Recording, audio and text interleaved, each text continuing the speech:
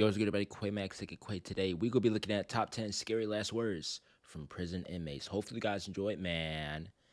If you do, you already know what to do. Messed up my camera. Let's go ahead and get it, man. Before a convicted felon is executed by lethal injection or in the electric chair, it is usually customary for the criminal to have one last opportunity to address the public with their final last words. I'm gonna be honest. If I'm on the electric chair, yeah, I was about to say guillotine. Electric chair, lethal injection. My final words is like, yeah, I did it.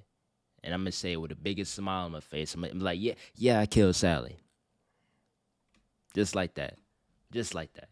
Sometimes inmates take this opportunity to make peace with their actions, while others say a chilling statement that is aimed to shock or upset people. There have been a ton of chilling last words from inmates right before they take their last breaths. So you know what? Let's take a look at this. This is the top 10 scary last words from prison inmates. Starting things off, at number 10, we have Robert Elton Harris. He said, "You can be a king or a street sweeper, but everyone dances with the Grim Reaper." He was arrested on July 5th, 1978. That's crazy, though. His brother hijacked a car with 2 teenage boys in it. They ordered them to drive to a remote location where the brothers brutally murdered them, and then they used the vehicle as a getaway car when they robbed a San Diego bank. Robert Harris was arrested just 1 hour after the robbery, and he was charged with murder and auto theft, kidnapping, burglary, and bank robbery. One of the arresting officers was the father of one of the murdered boys, but he didn't realize that the victim was his son until later. He wasn't even able to recognize his son's face. That's how violent the murder was. Robert Harris was sentenced to death in 1979 after many appeals.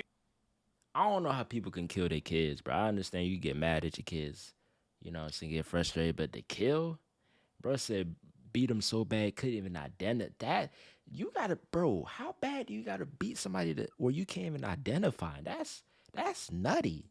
He was finally executed in San Quentin's gas chamber on April 21st, 1992. Moving up this list with George Engel in at number 9. He was an anarchist who didn't like to follow any sort of rules or regulations. He was involved with a lot of activism and protests in the Chicago area. A protest bombing took place in Haymarket Square in Chicago that resulted in the death of 7 police officers, 4 civilians, and a lot of other people who were seriously injured. George Engel was actually at home playing cards while this riot broke out, and he was arrested the next day and charged with conspiracy in the bombings. He was convicted and sentenced to hanging, but before he took his last breath, he said, "Hurrah for anarchy. This is the happiest moment of my life." Roger Keith Coleman.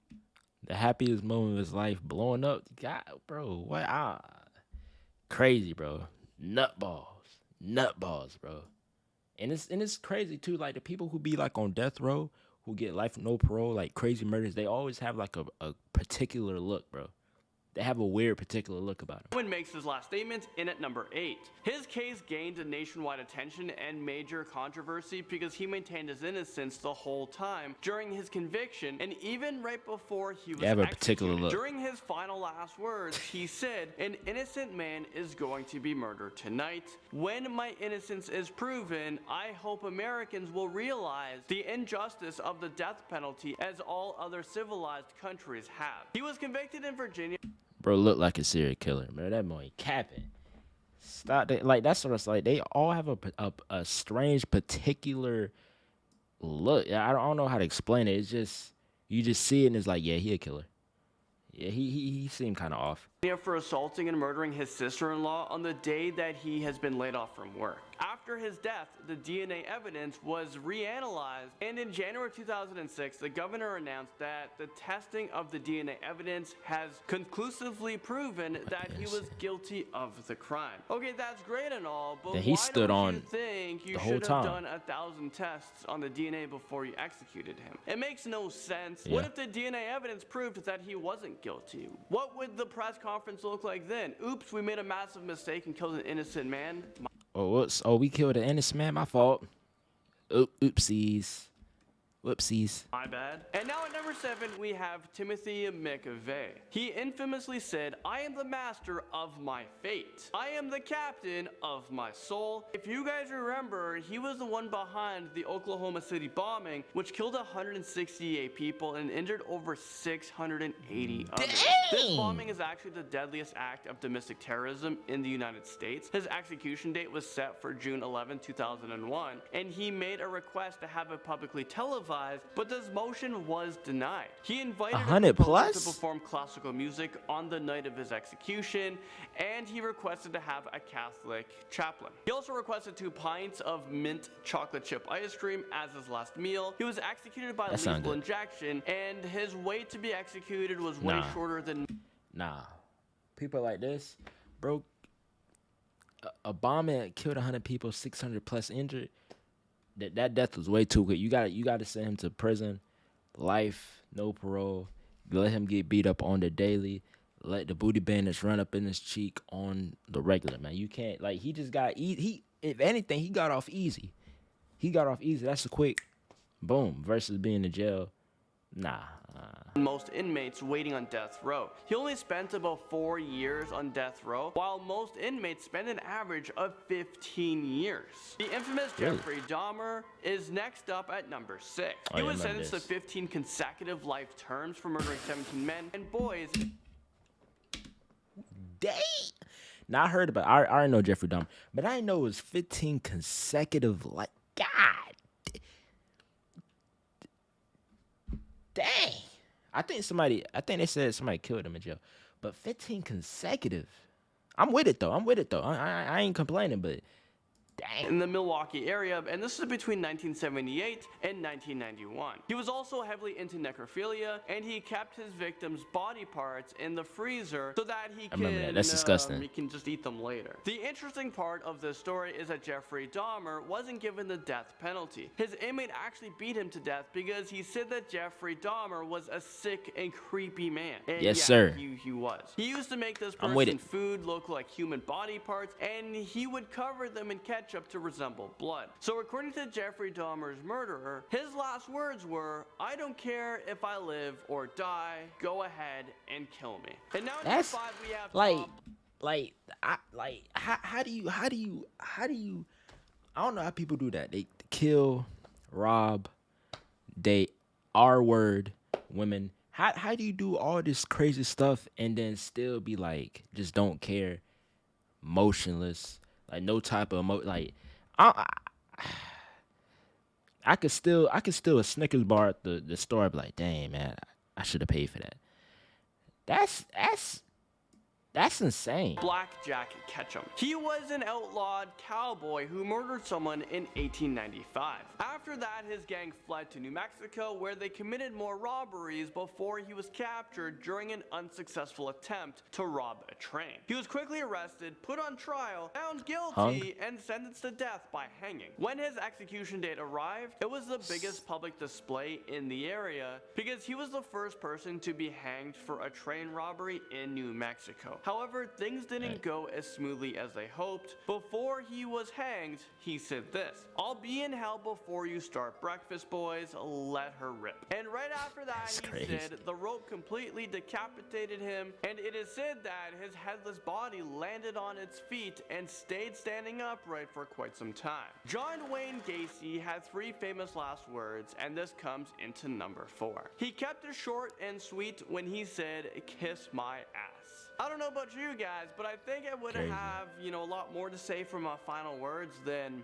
"kiss my ass." But then again, he was a textbook serial killer who didn't really have any emotions. He was known as the Killer Clown because he used to dress up as Pogo the Clown and perform at many charitable events and birthday parties. He took the lives of at least 33 young boys in Illinois, and he would bury their bodies underneath his home. So when he was convicted of sexual assault in 1968, the police were able to find all of the dead bodies that he tried to cover up. Despite a bunch of corpses being found underneath his his own home, he maintained his innocence. But he was found guilty in 1980 because there was just so much compelling evidence against him. He was given multiple death penalties and life sentences, and finally, after being on death row for 14 years, he was executed by lethal injection. AILEEN WUORNOS. I thought this was in the 80s.